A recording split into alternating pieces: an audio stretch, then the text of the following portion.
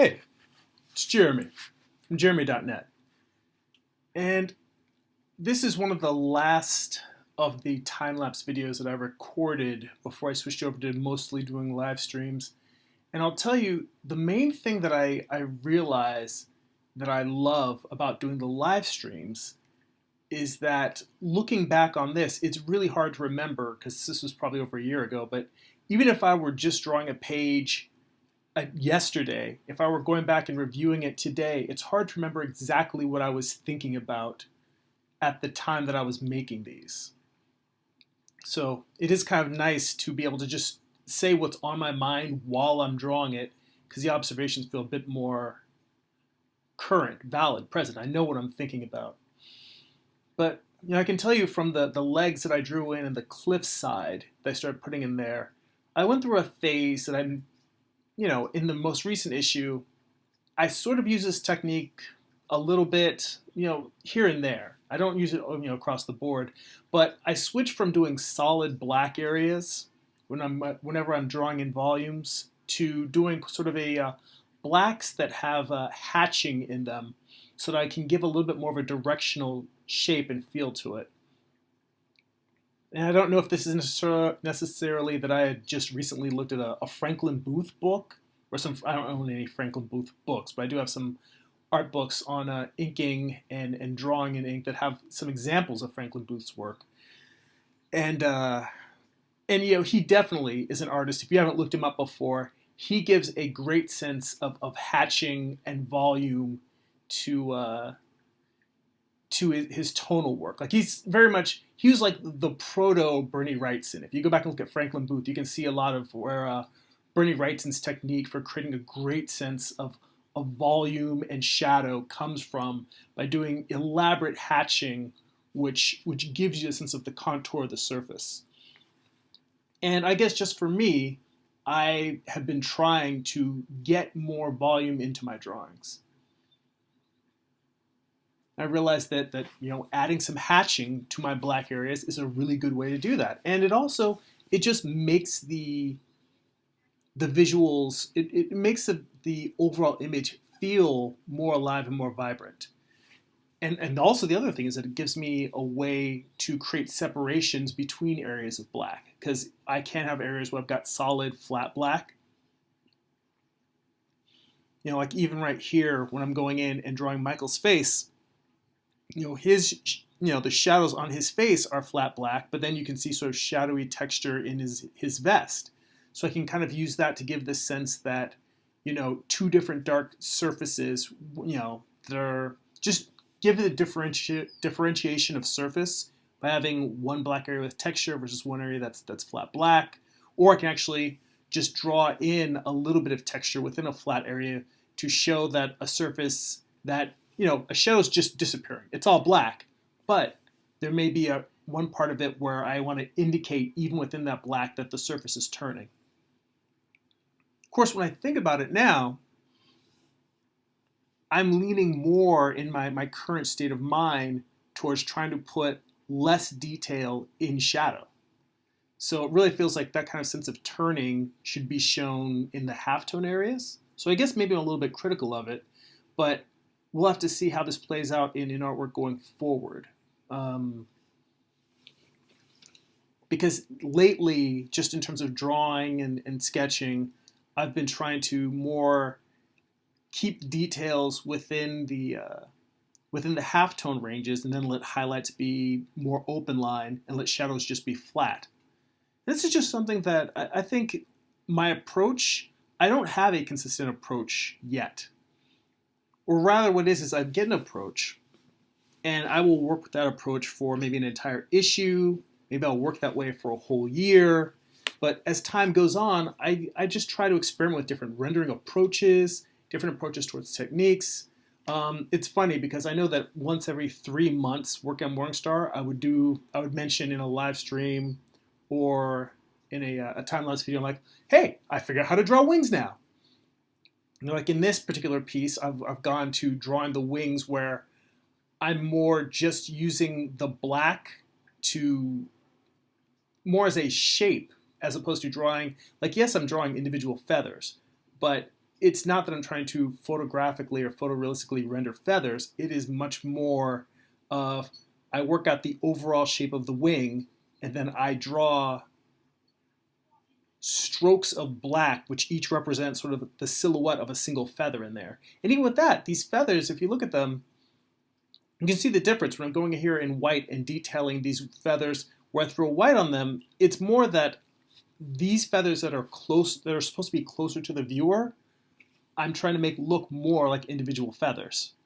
So I'm putting in the little veining and the textures that feathers have. Whereas on the feathers that are actually on Michael's wings that are attached to him, they're just large, squarish blocks. They don't have the rounded shape that a feather will have. I went a bit crazy here with the Post-its, but that's something that I'll frequently do when I'm trying to, I want to control my hatching and not get ink all over places, or I don't want to have to be as careful, when I'm doing speed lines or detail lines like that. I'll just put some Post-its over the parts of panels I want to block out. Same as, using masking tape or anything else to just cover up areas so you don't get ink in them. Post-its are usually sort of my quick go-to for that kind of stuff. Of course, now that I'm probably going to be experimenting with drawing digitally, it's a lot simpler. I can just, put a panel on alpha lock, or I can just put a selection over an area to just draw into that and not have to worry so much about what gets all over the place. Now this is kind of the fun part towards the end where a panel's coming together and I can just loosely just splash little effects on there like the blood and such that is dripping off of him. Now switching to this panel, this one is interesting in that it's not as dynamic a panel to have a splash page for. In fact, I think when I originally conceived of this panel, this was just a long panel that was on one page. So like, let's say that you had like a 6-panel grid, that maybe those 6 panels in the 6-panel grid might be a little bit skinnier than usual. And then you would just have one long, thin panel on the side. And I think that's how I had originally conceived of this. But it ended up being that, I think for pacing reasons, I realized I needed this was an issue that was very, very troubling for me. Issue 7 of Morningstar, there were 3 different times where I messed up my pagination. In terms of, pagination is the actual order, the sequence your pages appear in, and which page is on the left, which page is on the right.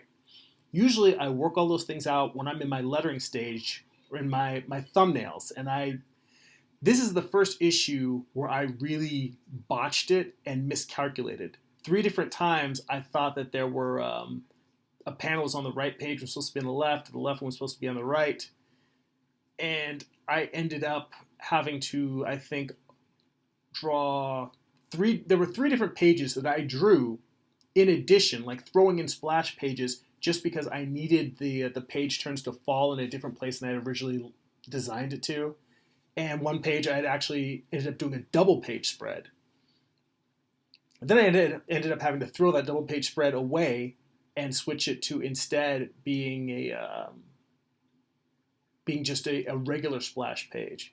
So to a certain degree, I feel like my artwork, drawing-wise, draftsmanship-wise, came along quite a bit more in this issue than it had like with each issue. It gets, I felt like I got better and better and I've continued to grow. But this was one where the storytelling got really, really wonky for me. I made a lot of mistakes that I don't understand why I even made those mistakes. Part of it might just be not paying enough attention, trying to, listen to podcasts when I'm doing my thumbnails, which, when I'm inking, when I'm gray toning, listening to an audiobook or a podcast, those things are kind of very relaxing and fulfilling. I really enjoy just kind of zoning out, enjoying the process. But thumbnailing really is a process that should require my full present attention, because when you don't, you end up making a lot of really, really stupid mistakes. I'm also seeing here that this is yet another page that would really have benefited from me taking the time to pull up some reference. I can tell just by looking at this that I'm just making up these rocks and the crevices and the cracks, these little hatch marks I'm putting there. I'm putting in detail, but it's sort of nonsense detail. It doesn't really mean anything. And again, I always tell people, you don't need to beat yourself up all the time. This isn't about me beating myself up. Whenever I look at a time-lapse video of previous drawings, it tends to be I tend to have a more critical tone than I do when I'm actually making stuff. I'm just talking about it during live streams, because when I'm looking in the past, I think that's true for most artists.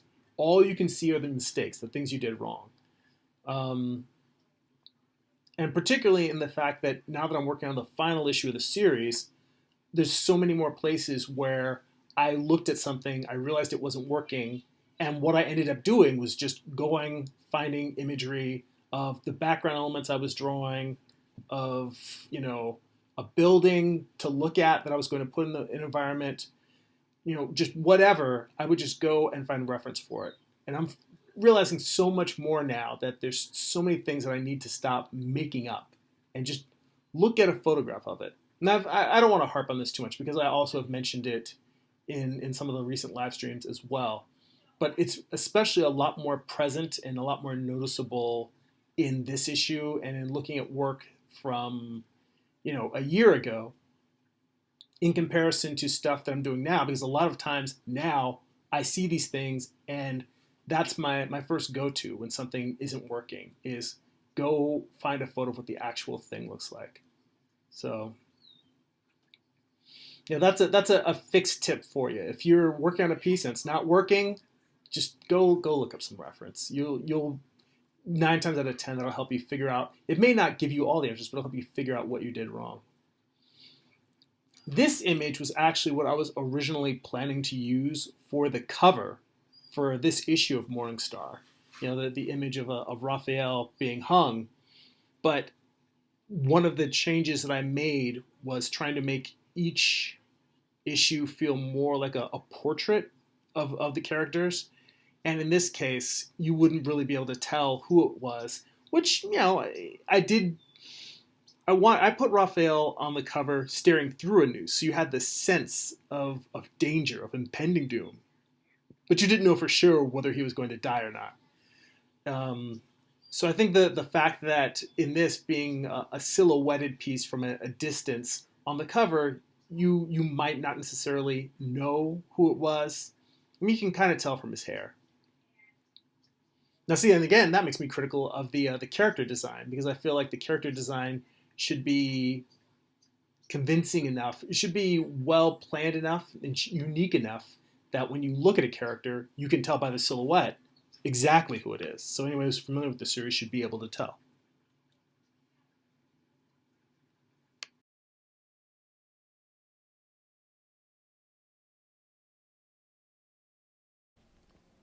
Thanks for watching. This video was brought to you by my subscribers on patreon.com. If you'd like to join them, go to patreon.com/GERIMI. For as little as $2 a month, you'll receive a bonus monthly video and a ton of behind-the-scenes artwork and blog posts. To read pages of my comics for free and keep up with what I'm creating, sign up for my monthly newsletter at newsletter.jeremy.net. And to buy physical copies of my comics or read digitally on Amazon Kindle, go to amazon.jeremy.net. That will forward you to my Amazon author page. That's it for now. Go be creative.